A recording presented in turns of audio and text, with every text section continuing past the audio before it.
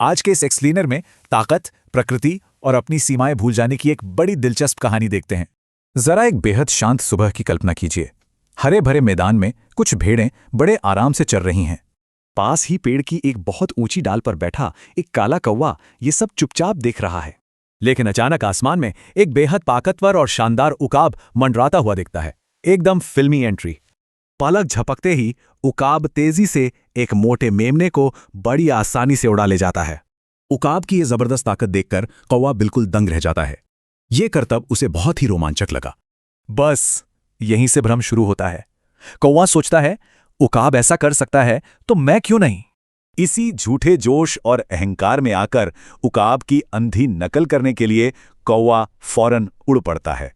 वो सीधा एक बहुत बड़ी भेड़ को निशाना बनाता है और बड़े शिकार की उम्मीद में झपट्टा मारता है।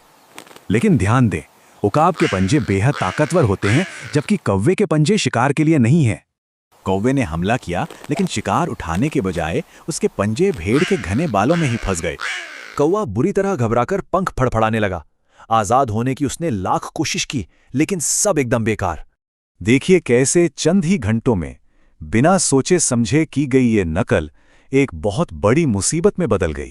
थोड़ी ही देर में भेड़ों के बीच मची इस अजीब हलचल को देखने चरवाहा वहां आ पहुंचता है। चरवाहा कौवे को बालों से निकालता है और उसे फौरन कसकर पकड़ लेता है ताकि वो उड़ ना सके। चरवाहा घर जाकर उसके पंख काट देता है। अब ये कौवा बच्चों के लिए सिर्फ खिलौना बनकर रह गया। बच्चे इस अजीब पक्षी के चारों ओर जमा होकर पूछते हैं, पिताजी आखिर ये कौन सा पक्षी है?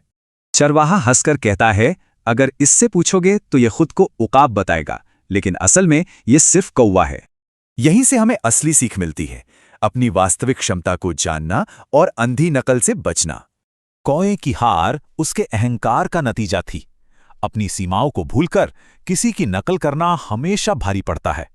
याद रखिए, दूसरों की नकल करने के बजाय हमें हमेशा अपनी खुद की ताकत के अनुसार काम करना चाहिए।